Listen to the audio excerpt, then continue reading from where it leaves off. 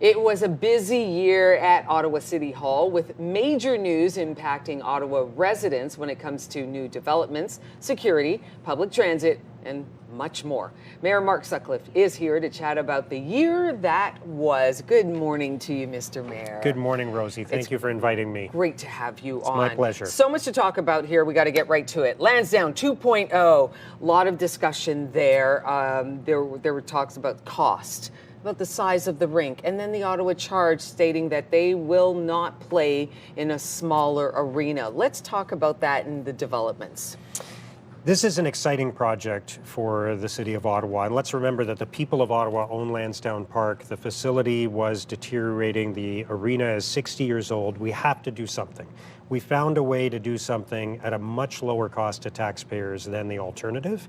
And it's challenging when you're working with a multitude of different people who are using the facility, including the Ottawa 67s, the Red Blacks, the Charge, people who bring events to our city like curling and figure skating and volleyball and basketball.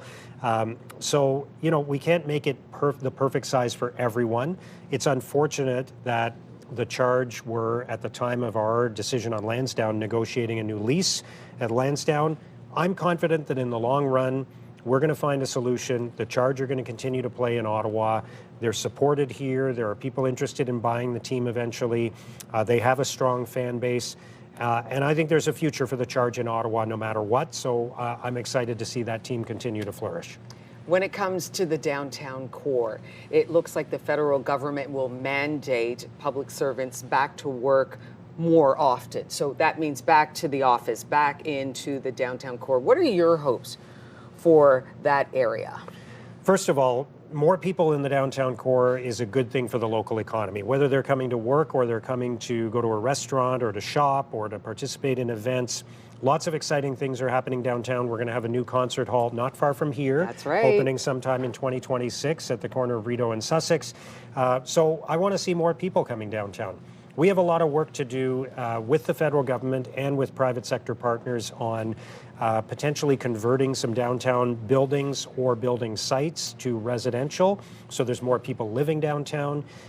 We continue to work very hard to address security issues in the downtown core, to respond to homelessness, to the toxic drug challenges that we're facing, and to mental health challenges. We're putting more and more resources towards that all the time to support the most vulnerable. So there's a lot of work that's being done to make sure that we're helping people who are suffering and at the same time making downtown safe for everyone. Another topic of discussion is public transit. OC Transpo will be raising fares in January, and a lot of riders say that's unfair, seeing that the system itself needs a little bit improvement in terms of timing, scheduling. And what do you have to say with that regard as far as OC Transpo moving forward? We need to build a better transit system for everyone. We've been working hard. If you go back 3 years, our public transit system was in really rough shape. We had all those issues with light rail. We've made a lot of improvements. We've opened the new north-south line, line 2 and 4, that go to the airport and out to the south end of the city. Within a few months, we're going to be opening the eastern extension of light rail all the way out to Orleans, which is going to be a game changer for public transit in our city. I understand the concerns that riders have with the system. And look, I hear from my own family members when there's an issue with the train or with the bus that they're on. You hear from them. Absolutely. There you go. Okay. So I know what's going on out there. We're working hard every day to make a better transit system for everyone, but we do need to put more money into the system, which is why we're increasing fares, but we're increasing the contribution from taxpayers by a much larger amount than the contribution from the people who are using public transit.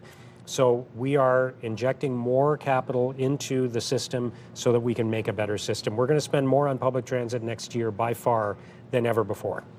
Another issue, and you touched on it just briefly, is security. Yeah. And I'm going to focus right here in the Byward Market because the city is moving to designate this area as, give it a historic designation. We're getting ready to celebrate centuries old system right here.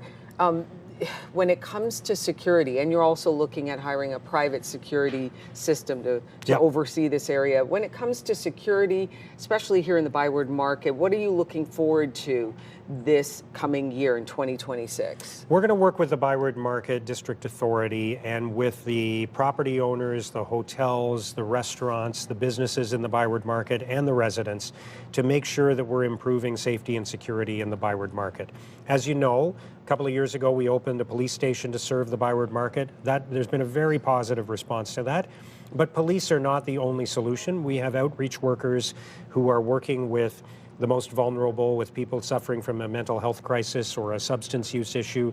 And we're going to supplement the money that's already being invested in private security in the Byward Market. We're going to contribute to that so that there's more of a presence, more people who are available to help out when there's a crisis. They're not police officers. They don't do all the things police officers do, but they can contribute and they can be part of the solution. It's a multifaceted approach. It's not one thing or another. We're doing a bunch of things to make sure the Byward Market is safer and more secure, heading into, as you say, the 200th anniversary of the Byward Market in 2027, which is going to be very, very exciting for our city. Mr. Mayor, thank you very much for coming by. Mayor Mark Sutcliffe, we It's thank always you a for your pleasure. time. Happy holidays. Same to you. Thank you, Thank you. Rosey.